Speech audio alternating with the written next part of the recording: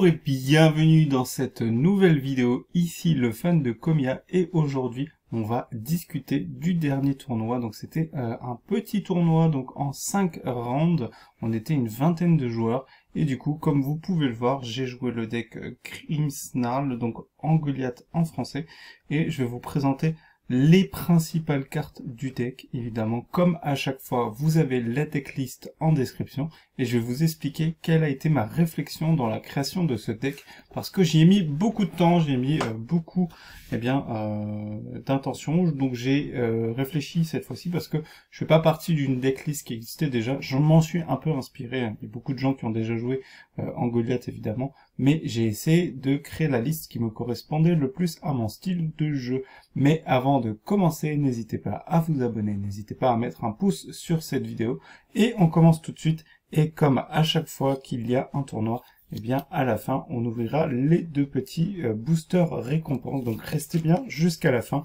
Et j'ai aussi pu mettre la main ma voix qui part décidément. J'ai pu mettre la main sur le duo pack et le coffret Victini, et je pense qu'on ouvrira ça en fin de semaine avec peut-être quelques autres items de plus, en espérant bien que ma commande de booster japonais, qui n'est toujours pas arrivée, eh bien finisse par arriver, mais bon, on verra bien ce qu'il en est. Du coup, l'objectif du deck, eh bien j'ai décidé de maximiser mes chances d'obtenir la capacité, donc avec la capsule technique évolution, de faire évoluer les Stalgamins, alors pas toujours 2, mais au minimum un Stalgamin sur le premier tour où on peut jouer, donc on va vouloir jouer en deuxième évidemment, et on va vouloir faire évoluer aussi un Grimalin la plupart du temps pour avoir directement un Fourbelin, et le tour d'après, si on a de la chance et qu'on tombe sur l'arène, ou avec d'autres items, parce que c'est un deck où on va jouer pas mal d'Ultra Ball, donc on a quand même pas mal de possibilités d'aller chercher un Angoliath pour le tour 2, eh bien on va pouvoir avoir l'Angoliath rapidement, le Momartic. Donc le Momartic c'est très fort, parce que si on utilise la capsule évolution dès le tour 1, eh bien dès le tour, donc dès le contrôle, hein, parce que vous savez c'est un Pokémon qui fait en sorte que les Pokémon qui ont des talents reçoivent 10 dégâts à chaque contrôle. Donc le contrôle c'est à la fin de chaque tour de joueur. Donc quand c'est à mon tour à nouveau de jouer, eh bien les Pokémon après le premier passage de Momartic, eh bien ils ont déjà 20 marqueurs de dégâts. Et l'idée c'est qu'avec 3 Fortussimia dans le deck, on pourrait aller encore plus élevé avec 4, mais 3 c'est déjà pas mal, vous allez le voir.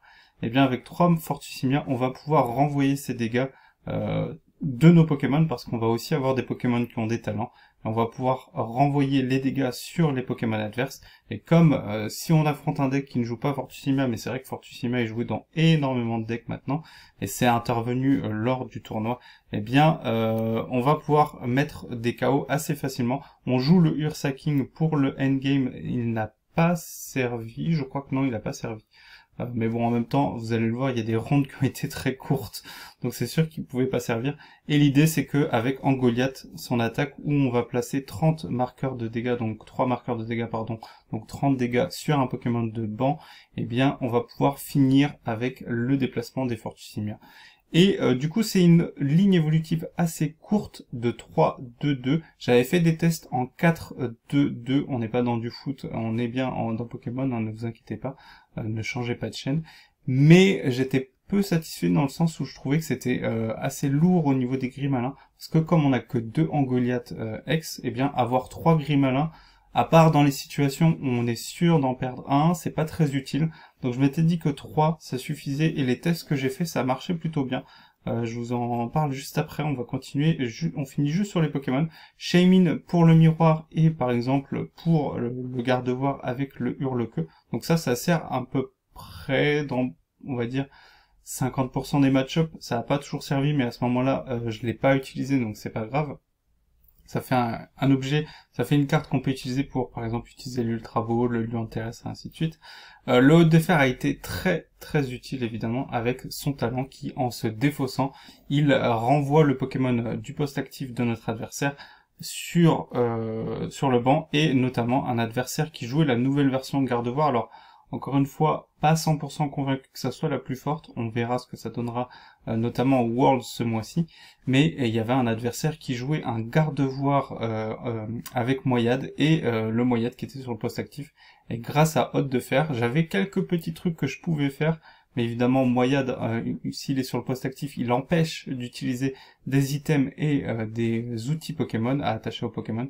Et bien, grâce à Hôte de Fer, sans avoir utilisé Boss, j'ai pu le déplacer et ainsi continuer à jouer mon tour.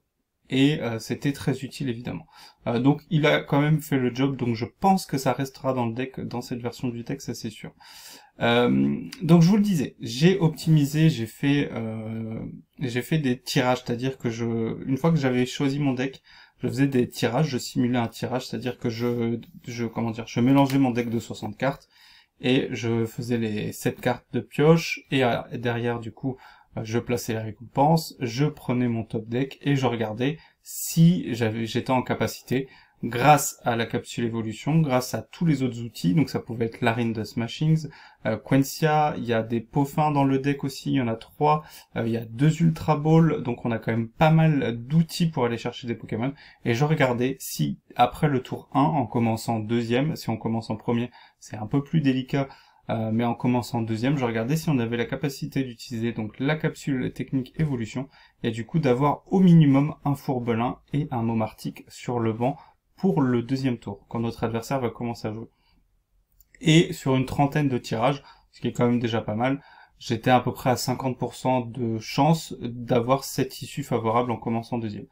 Donc c'était la base de la construction du deck, de se dire que avec 4 Pepper, 2 capsules évolution et 7 lignes de Pokémon, donc les 2 Stalgamin, les 3 Grimalin et Quencia, 2 arènes de Smashing, j'avais réduit parce que je m'étais rendu compte que 3 c'était beaucoup trop, parce que ce qui est intéressant avec Smashing, c'est que c'est très fort au début, moins fort au milieu de la partie, et très très fort en fin de partie si on a besoin d'aller chercher un Angoliath pour refaire évoluer, si on a utilisé la Mega Canne pour récupérer par exemple si un Angoliath a été mis KO pendant le tour, parce qu'on en joue que 2, donc il y a quand même des chances non négligeables qu'il y en a un qui soit prize, donc forcément c'est un peu plus délicat, mais avec un seul on peut s'en tirer.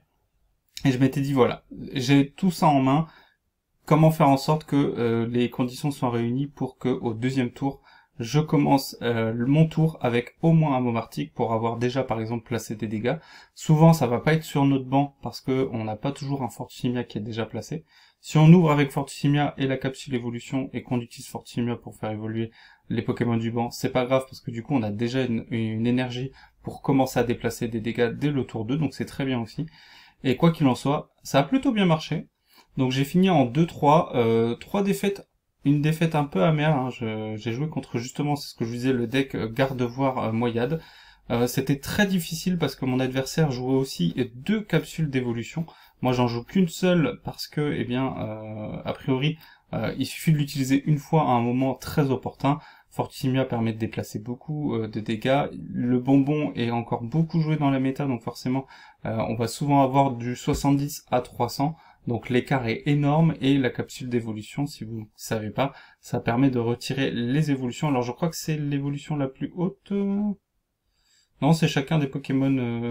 Non, c'est ça, on retire la plus élevée. Donc si c'est un Pokémon qui a utilisé le super bonbon, par exemple, si c'était un Angoliath qui avait évolué depuis un Grimalin, l'Angoliath revient dans notre main, et il reste plus que le Grimalin sur le banc, ou sur le poste actif, ça dépend où il est.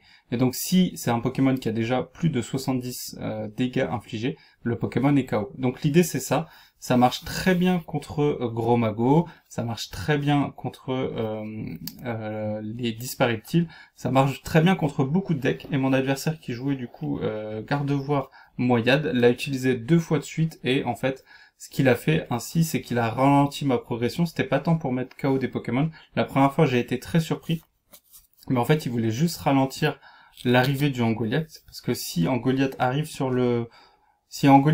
en jeu face à un Gardevoir, il met des KO assez facilement, et derrière le joueur du Gardevoir, comme il avait pas eu le temps de setup encore ses Fortissimia, il a beaucoup de mal du coup à mettre KO mon Angoliath. Je crois qu'à ce moment-là, dans cette partie, j'avais fait Capsule Evo sur 2 Momartiques, si je dis pas de bêtises dans cette partie-là. Parce que j'avais pas réussi à trouver des Grimalins au premier tour, ce qui est très très dur. Mais ça s'est joué sur un 50-50 à la fin parce que l'adversaire, j'avais plus qu'une récompense à récupérer, mon adversaire en avait 2 à récupérer, et il a utilisé le Fortissimia avec son attaque qui confus, et forcément, alors j'avais la possibilité de battre en retraite, mais derrière, si mon adversaire avait un ordre du boss, ou un attrape-riposte, oui c'est ça, s'il avait un attrape-riposte, il venait chercher l'Angoliath, et il y avait quand même de fortes chances qu'il arrive à mettre le KO. Donc j'ai joué le 50-50, j'ai perdu, et derrière ça a été un peu plus compliqué. J'ai gagné contre un Typhlosion, j'ai gagné contre un Miroir Angoliath, ça c'était la première partie. Et les 2 autres parties que j'ai perdues, c'était contre des decks EVBox. C'est un très mauvais match-up contre Angoliath, mais en même temps c'est pas un match-up que... Enfin, c'est très joué dans ma ligue, donc forcément je savais que ça pouvait arriver, mais on va dire que à haut niveau, entre guillemets, EVBox est pas encore super hyper populaire. Et le premier match, donc contre le premier EVBox, je brick assez rapidement, j'ai pas de sortie, j'ai pas le 50%, donc j'ai pas la capsule Evo comme je vous ai dit au début de partie. Et le deuxième match, mon adversaire très vite il a compris qu'il fallait jouer Philali, et Philali, eh bien, il soigne le banc. Donc évidemment, quand vous jouez Momartic, Fortissimia et Angoliath, et que votre Pokémon en face est de type plante et qu'il guérit vos Pokémon, j'ai pas besoin de vous expliquer ce qui va arriver. Et en plus, comble du bonheur, j'avais prized un Fourbelin, et j'en avais un dans la main, donc au moment d'utiliser la capsule Evo, pas moyen de faire évoluer un Grimalin. Donc c'est ça aussi qui est difficile avec le deck tel que je l'avais construit, c'est que quand vous avez dans les récompenses Grimalin, Fourbelin ou Angoliath, c'est tout de suite plus compliqué. Et comme on joue qu'un seul bonbon, évidemment, le fait de perdre un Fourbelin, le fait de n'avoir aucun Fourbelin dans votre deck, le fait d'avoir que, je sais pas moi, un Angoliath, ça rend la partie beaucoup plus difficile. Donc le Philali, je pouvais le mettre KO, donc j'avais encore une chance de m'en sortir, mais dans cette partie-là, j'avais aussi 3 énergies sombres en récompense. Donc au moment d'utiliser le talent d'Angoliath, eh bien, plus d'énergie dans le deck. Très dépité. Et du coup, défaite, voilà, bon, un peu déçu, après en avoir discuté avec certains joueurs, c'est le BO1 c'est très traître, on dépend beaucoup de la chance, et c'est vrai que Brick, ça arrive très souvent en BO1, donc c'est un format un peu injuste. Prochain tournoi en BO3, et du coup, c'est un deck qui aurait plus de chance, mais je se regarde voir, voilà. J'en ai marre. Alors, c'est pas que j'ai joué des decks nuls jusqu'ici, mais bon, on va maximiser nos chances, et Gardevoir en BO3, c'est très très fort. Donc on en reparlera, c'est à la fin du mois. Je vais faire la même stratégie, c'est-à-dire que Gardevoir c'est un deck qui aime bien aussi utiliser Evo en début de partie. Donc je vais faire pareil. Là j'ai une liste de 60 qui est plutôt solide. Il est possible qu'elle change pas d'ici le tournoi. Donc c'est d'ici un mois, je vais avoir le temps de m'entraîner. Mais il est fort probable que la liste ne change pas. Et du coup je vais pouvoir mettre ça de côté. J'ai pas forcément de jouer et de m'entraîner beaucoup, parce que Gardevoir c'est un deck que j'ai joué beaucoup. Je l'ai pas beaucoup joué IRL, mais ça c'est pas très grave maintenant, j'ai l'habitude. Après en BO3, il y a beaucoup plus de decks qui sont intéressants, donc on verra quel sera le résultat, mais en tout cas c'est un gros tournoi qui s'annonce. Je vous mettrai les liens en description si vous êtes intéressé, parce qu'il reste encore de la place, du moins aux dernières nouvelles il restait encore de la place. Allez, 2 petits booster play. Je vous mettrai la decklist en description si jamais vous êtes intéressé. Le Moshi en Cosmo, le Professeur Touroum en Cosmo, et derrière ça sera une énergie normale. Voilà, et du coup, bon, bah, on fera le bilan du coup de ce tournoi-là dans un petit moment, hein, parce que le tournoi aura lieu fin août, donc on fera ça milieu septembre, parce que je serai peut-être en congé.